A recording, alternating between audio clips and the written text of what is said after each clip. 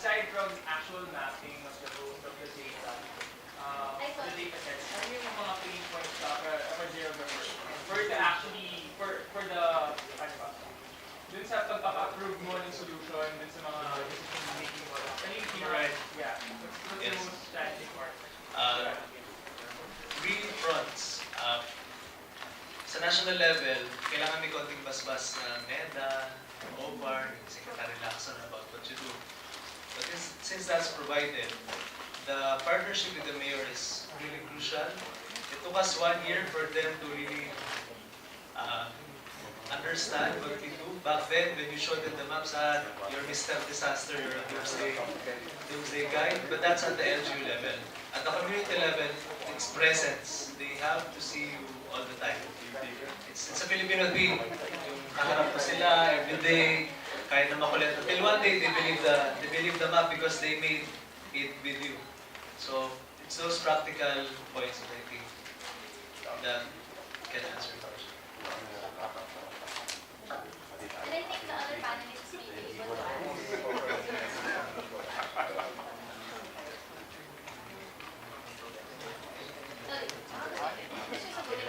Yeah, maybe for the other, like for steps as well. You're suggesting domains, right? So, I think, separate government, so mahirap yung processes natin. I think yung mga usual, sino ba talaga yung dapat sisihin? Hindi naman yun. Policymakers din. Pain points for us is policy. Kasi policy mandates agencies to do these things. And if there's no policy, some agencies don't want to do. Say for example, sa kanila, if the agency they are approaching walang mandate to give out the maps, they won't give the maps. Diba? So, yung major pain point talaga is the policy. Yeah, we really have to have sakto-sakto election tayo na. We really have to think about who you vote for.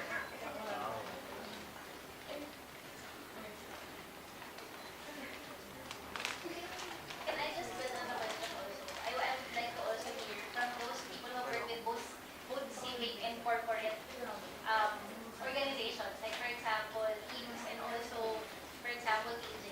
Since, are there differences when you're trying to gain approval to incorporate in the government? Or what are the differences?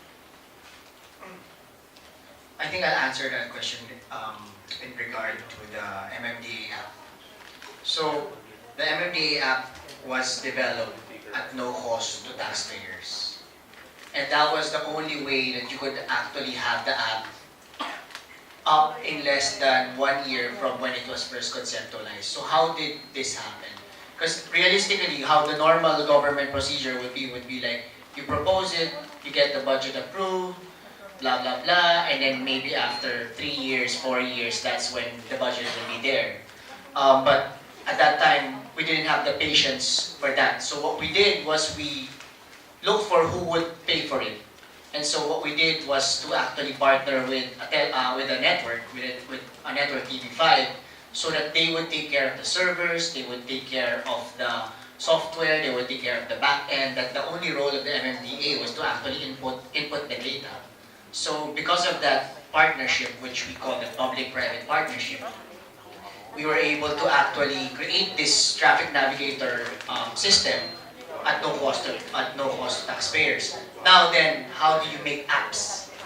So what we did was, instead of hiring third parties to make apps, we just talked to volunteer developers and basically said, would you like to make this app for BlackBerry? Would you like to make this for Android?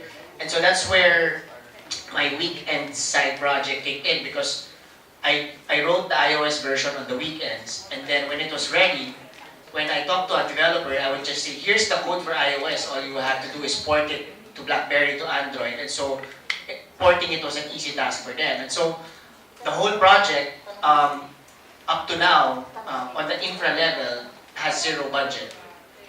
So that was one of its core strengths at that time. But now, as 3 years after, 4 years after, it's become one of its weakest points as well. If you notice the app now, it hasn't been updated in 3 years. Of course, a lot of us have moved on to Waze. And so, but at that time, 2010 to 2013, Waze wasn't that popular yet. So, it is possible to disrupt government, and it's just a matter of knowing how to find solutions to the typical government challenges that we face.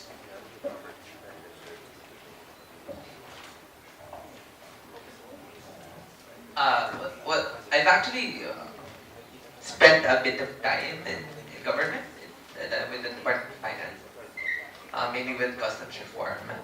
Not a good example of left, but I guess government is going. There are ways to steer government, I think, that I was successful with. That should be like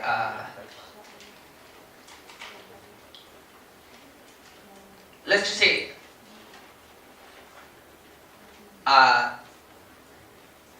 they're pitching to let me contrast that, like when you're in a business, like your main objective is probably going to be business impact, like whatever financial figure you can come up with, and there's a clear like bottom line that you can appeal to and everyone agrees on.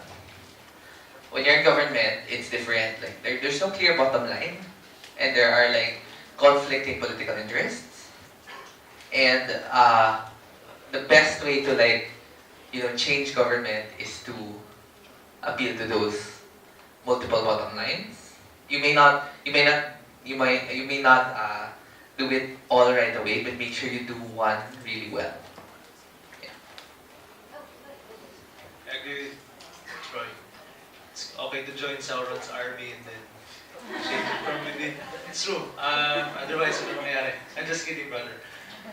During the humanitarian response, a lot of private companies, for instance, Digital Globe, GOI, the satellite imaging companies, every time there is an impending disaster, they focus all of their main satellites on imaging just one particular area.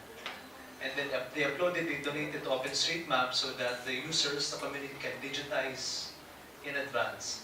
Those are the things that are good practices. I think yesterday, PDRF launched its own Philippine Disaster Recovery Foundation, which is a private group, Ayala, MVP, its own information system. So I think some of those functions are being adopted by the private sector already, because there's a gap. Hopefully, those functions, will get stronger inside the government ranks.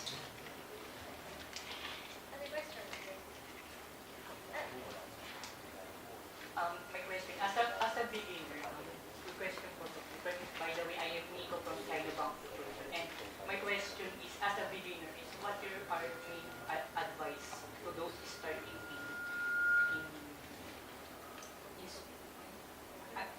information architecture concept?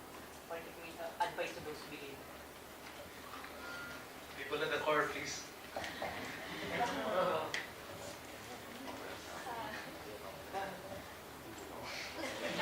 I said, I'm not a design person, so I could. I think for me, because I'm not really into design, so I is also into concept for me. It's parang natural lang siya eh. Or organize information. Ano I think what I would say would be, find a problem you want to solve. I think that's basically how you can start doing anything. Find a problem that you're passionate about to solve, and then attack it in different ways. So the mapping people, they want to solve the problem of not enough data, disaster preparation. I wanted to solve traffic, so that's where I wanted to get into.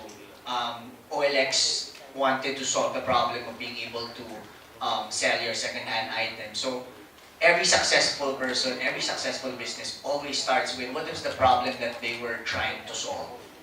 Even Facebook started as a, how do you get to know the people in the campus? So ask yourself, what is the problem that I would want to solve? And then start from there. And then